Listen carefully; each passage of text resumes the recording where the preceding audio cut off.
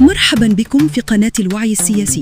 نرحب بكم متابعينا الكرام وندعوكم إلى مشاركة آرائكم وأفكاركم عبر التعليقات، فحواركم معنا جزء من صناعة هذا الوعي الجماعي. يفتتح المنتخب المغربي مشواره في نهائيات كأس العالم لأقل من 20 سنة بمواجهة قوية أمام نظيره الإسباني في إطار منافسات المجموعة الثالثة من البطولة العالمية.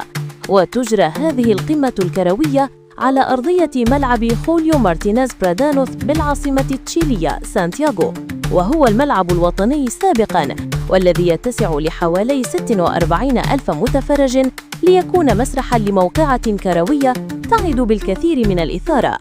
المباراة المرتقبة ستقام يوم الأحد 28 سبتمبر ابتداء من الساعة 8 مساء بتوقيت غرينتش، حيث يسعى أشبال الأطلس إلى كتابة صفحة جديدة في تاريخ مشاركاتهم العالمية أمام خصم أوروبي من العيار الثقيل.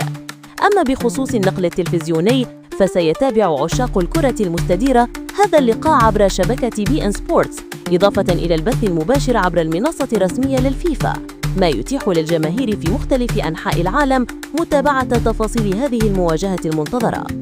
أطيب الأماني، إلى اللقاء.